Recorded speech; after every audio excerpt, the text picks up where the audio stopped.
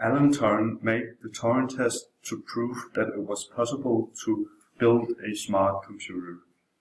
The test is where a person has to text with both a person and a computer, but without knowing which is which. And then the person have to tell them apart. The purpose of this test is if the person cannot tell them apart, it would mean that the computer is intelligent. Machine learning, and what is it? What machine learning is about is computers being able to act without massively being programmed by different programs invented by humans and programs that enhance how a computer, for example, works. And with this machine learning, machine has been capable of giving us, the human society, self-driven cars, recognition of speech, for example, passwords with your mouth that only identifies when you speak, and machines that has also been capable of searching for us up on the internet when we say something. Like if we want to, for example, find a recipe, then you say the recipe, and then the computer can still find it for you because it has begun and became so intelligent. And with how the machines have evolved during the decade, you don't personally realize that how much time you use, for example, on your computer and how you use it to, for example, research and find multiple things regarding whatever you're specifically looking for. You actually improve the computer more and more because they remember what you type in, of course, through, for example, Google and so on.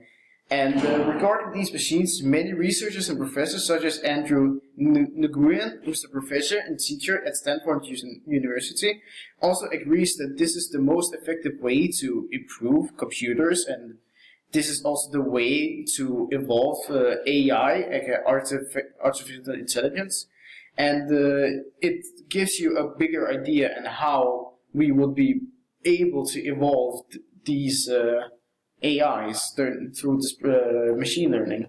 And Stanford University has different classes that gives an idea and general learning of how the machine learning is, the basics, and how things get handled in these sort of situations and how the computers work.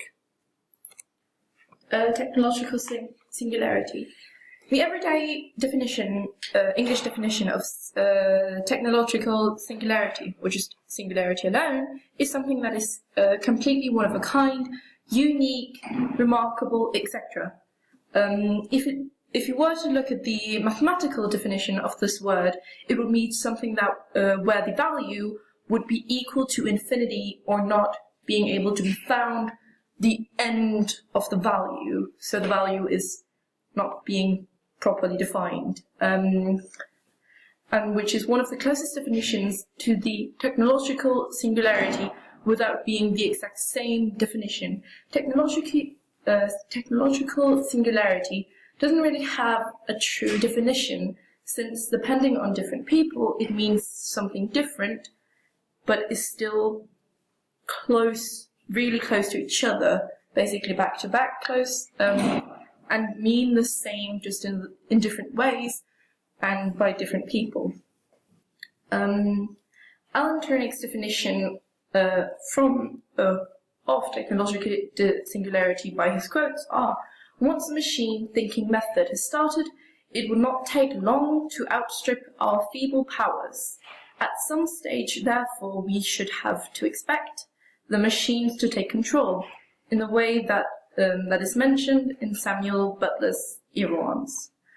Technologically, singularity would be the same as saying something is infinity or infinite, since this is about how our technology would keep advancing through time, and it has through the time. We can see how our technology has evolved from the 50s to now. We didn't depend as much on it then as we do now. And just 50 years from now, we'll probably not survive without technology in our everyday life. Since it's such a big part of it now, think about it. We probably will not be able to survive without it, or live as normal human beings at least, and function properly. Computers and AIs can always be upgraded. Just the tiniest things can be an upgrade. For example, a cup holder in a car, that's an upgrade. And that is why it can be looked at as infinity.